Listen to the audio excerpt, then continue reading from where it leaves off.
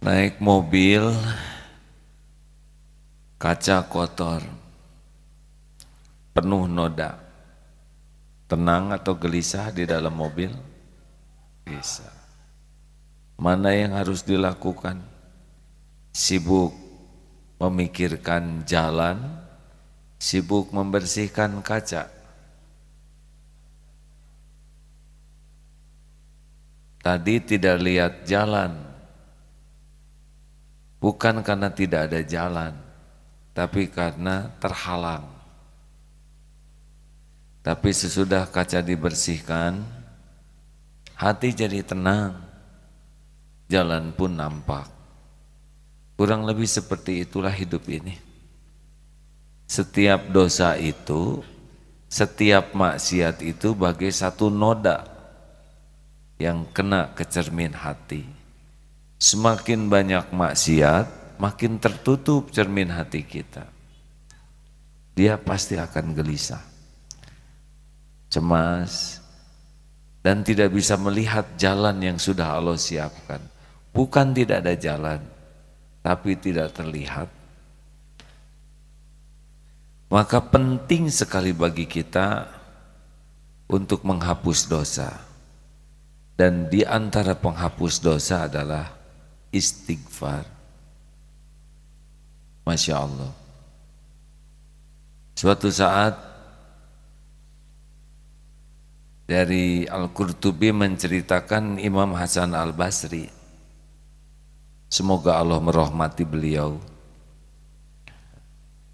Beliau tiba-tiba sangat ingin pergi ke negeri Syams,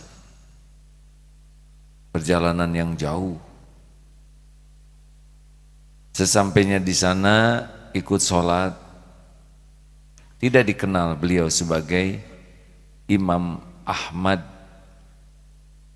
Ulangi, beliau Imam Hasan Al-Basri, maaf, didatangi tamu, yang ini yang kisahnya ya, maaf tadi tertukar.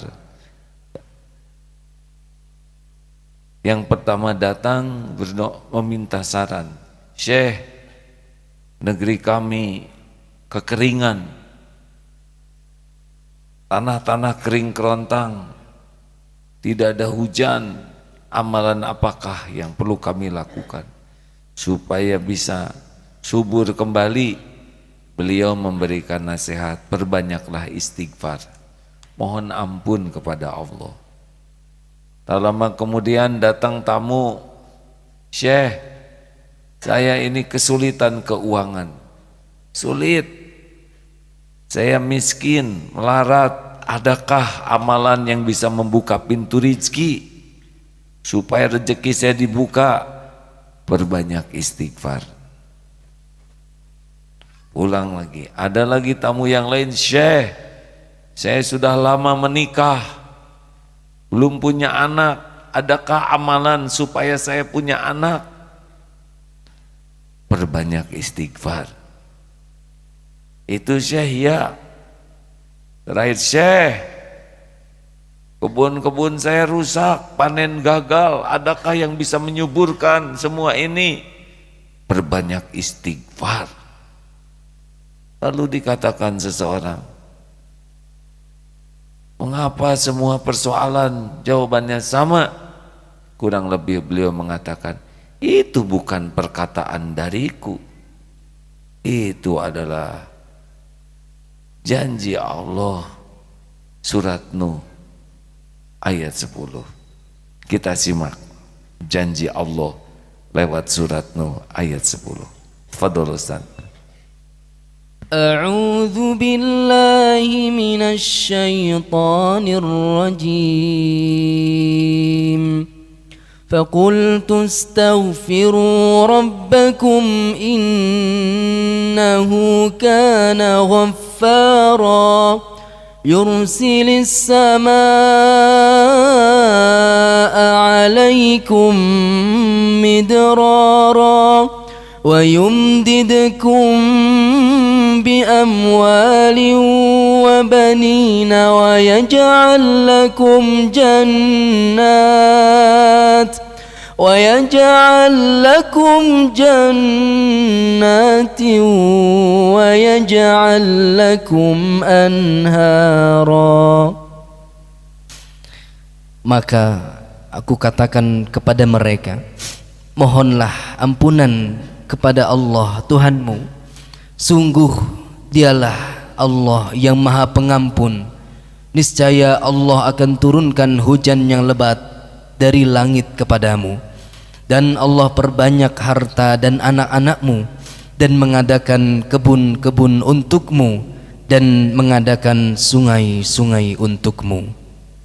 Ada 4 nih. Faqultu astaghfiru rabbakum innahu kana ghaffara yursilis samaa 'alaikum midrara. Allah akan turunkan hujan yang lebat. Suatu saat sedang kemarau panjang di Madinah, dan Umar bin Khattab, semoga Allah meridhoi beliau, salat istisqa. Beliau tidak berdoa, tapi terus memohon ampun, istighfar, dan Allah turunkan hujan karena janji Allah. Ini kemarau sekarang sudah mulai panjang. Seharusnya ajak semua memohon ampun dengan mohon ampunan yang tulus.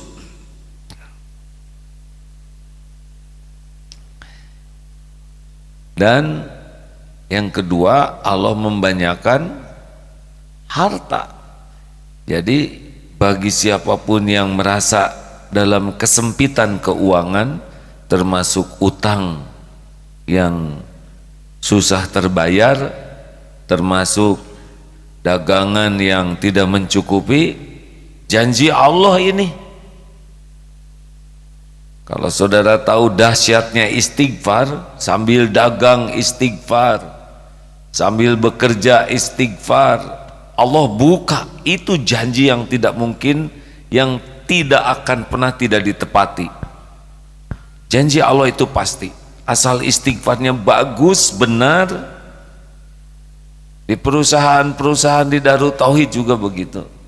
Kalau mulai kepepet, order kurang, situasi sulit, tobat saja.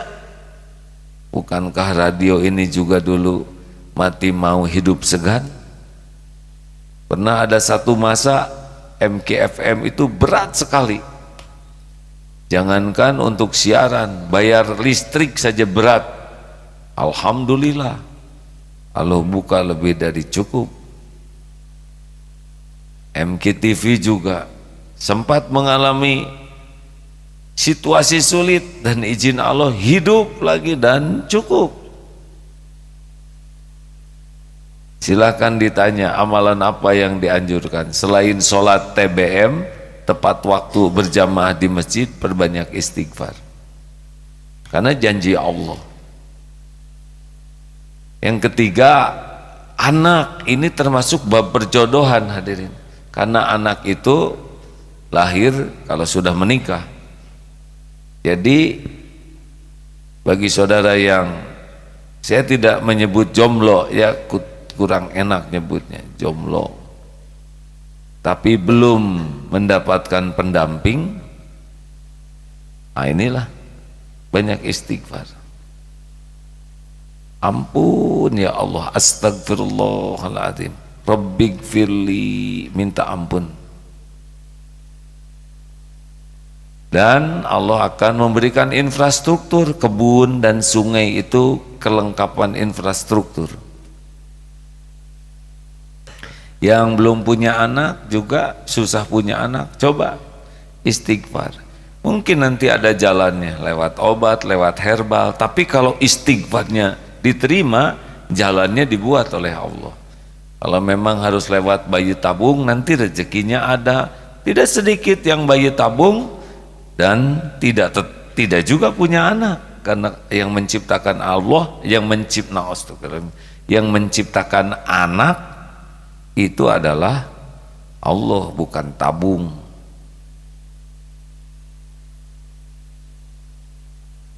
Ini saudara kelihatan semangat sekali mau istighfar. Sebagian sudah mulai dari sekarang ya. Ya siapa tahu pulang pengajian ini nyangkut. Nah, apa Bapak semangat sekali? perasaan sudah punya istri ya.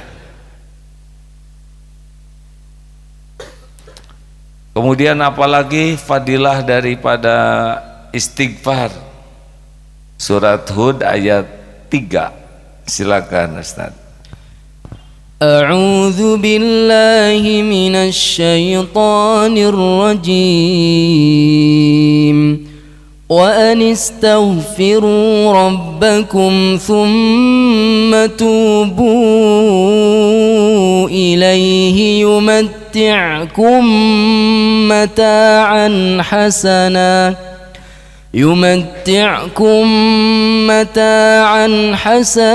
ila ajalin musamma wa yu'ti kulli dhi fadlin fadlah wa in tawallaw fa inni akhafu alaikum azab yaumin kabir. Dan hendaklah kamu memohon ampunan kepada Allah Tuhanmu dan bertaubat kepadanya. Niscaya Allah akan memberi kenikmatan yang baik kepadamu sampai waktu yang telah ditentukan, dan Allah akan memberikan karunia-Nya kepada setiap orang yang berbuat baik. Dan jika kamu berpaling, maka sungguh aku takut kamu akan ditimpa azab pada hari yang besar. Jadi kenikmatannya itu akan langgeng, melimpah. Ini betulan hadirin. Apalagi kalau kita ingat sabda Rasulullah dalam hadis riwayat Abu Daud, Imam Ahmad,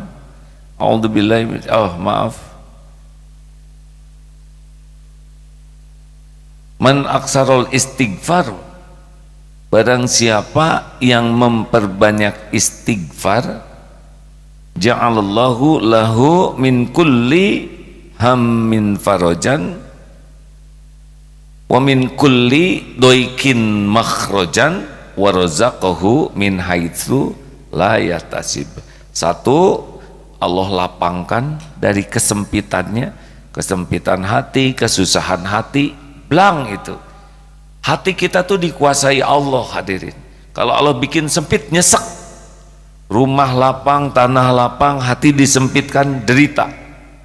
Tapi ada yang rumahnya sempit, hatinya dibuat lapang, enak saja. Kalau Allah mau memberikan penderitaan kepada kita karena buah dari dosa kita, hati dibikin gelisah, sempit, nyesek hadirin. Yang kedua, wa min kulli doikin makhrajan, diberikan jalan keluar dari kesulitan apapun. Allah tahu kesulitan kita karena kita juga dalam kesulitan dengan izin Allah. Nah, salah satu syariat yang bisa membuka jalan keluar adalah istighfar. Imam Ibnu Taimiyah di dalam salah satu tulisan dari keterangan yang saya baca, kalau beliau dalam kesulitan yang besar, sulit untuk memecahkan masalah, istighfar sampai 1000 kali itu, dan Allah berikan jalan keluarnya. Atau yang tadi diceritakan Imam Ahmad bin Hambal, ini diceritakan beliau berangkat ke negeri Syams, jauh dari Baghdad ke sana. Sambil tidak jelas nih tujuannya, tapi jauh-jauh datang. Sampai di sebuah masjid, beliau tidak dikenali. Sesudah selesai sholat, mau tidur di masjid dilarang, karena aturan masjid memang tidak boleh tidur di sana. Waktu itu aturannya, Syekh keluar, tidak boleh tidur di sini. Mau tidur di emperan juga tidak boleh. Sampai didorong-dorong, padahal itu ulama besar. Kelihatan oleh tukang roti, sudah Syekh, sini saja. Rumah saya di belakang toko roti. Sesudah diberi makan, dilihat oleh Imam Ahmad ini, ternyata tukang roti itu selama nyuguhin masak roti istighfar terus, astagfirullahaladzim, astagfirullah. Ditanya, saya lihat engkau istighfar. Ya, inilah yang saya lakukan setiap waktu. aktivitasnya diisi dengan zikrullah, istighfar. Apa yang engkau rasakan? Hampir semua doa-doaku diijabah oleh Allah, kecuali satu. Apa yang satu yang belum diijabah? Saya sangat rindu untuk bertemu dengan ulama panutan Syekh Imam Ahmad bin Hambal. Masya Allah, itu orangnya sudah di sana, digerakkan oleh Allah pergi ke jauh, didorong oleh DKM supaya ketemu. Jadi kalau nanti ada yang didorong oleh DKM, ada kemungkinan itu ya akan dapat jodoh. Oh, langsung nyari DKM dan minta didorong ya. Hadirin sekalian, jangan pernah ragu dengan janji Allah. Saya sudah istighfar tapi kok belum juga. Istighfar itu juga bisa mendatangkan kekuatan. Surat Hud ayat 52. Benarkah, Ustaz? Betul. Surat Hud ayat 52. A'udzu billahi minasy syaithanir rajim. وَيَا قَوْمِ اسْتَغْفِرُوا رَبَّكُمْ ثُمَّ تُوبُوا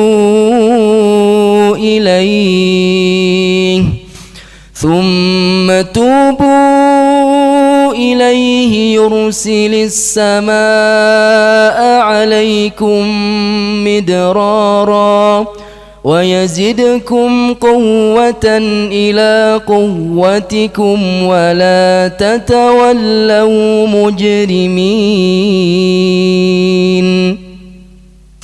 Dan Nabi Hud berkata, wahai kaumku, mohonlah ampunan kepada Allah Tuhanmu, lalu bertaubatlah kepadanya. Niscaya Allah akan turunkan hujan yang sangat lebat. Allah akan menambahkan kekuatan di atas kekuatanmu, dan janganlah kamu berpaling menjadi orang yang berdosa.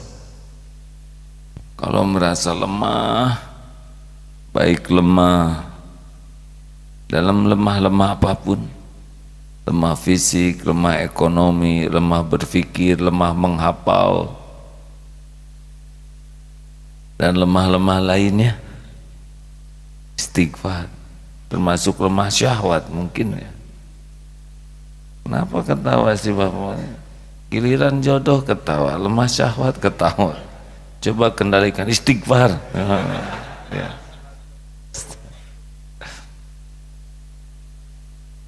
Dan satu lagi, orang yang senantiasa istighfar, dia tidak akan diturunkan azab. Kan turun azab, tertahannya turun azab itu satu ketika Rasulullah masih ada bersama umatnya, tapi beliau sudah tiada, sudah wafat, dan istighfar. Surat Al-Anfal ayat 33. Al-Anfal ayat 33. A'udzu billahi minasy syaithanir rajim.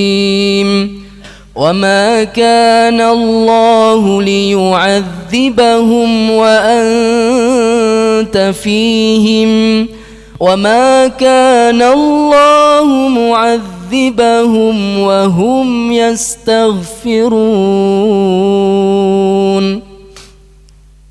Dan Allah tidak akan menghukum mereka selama engkau, wahai Muhammad, berada di antara mereka, dan tidaklah pula Allah akan menghukum mereka sedang mereka masih memohon ampunan kepada Allah. Istighfar.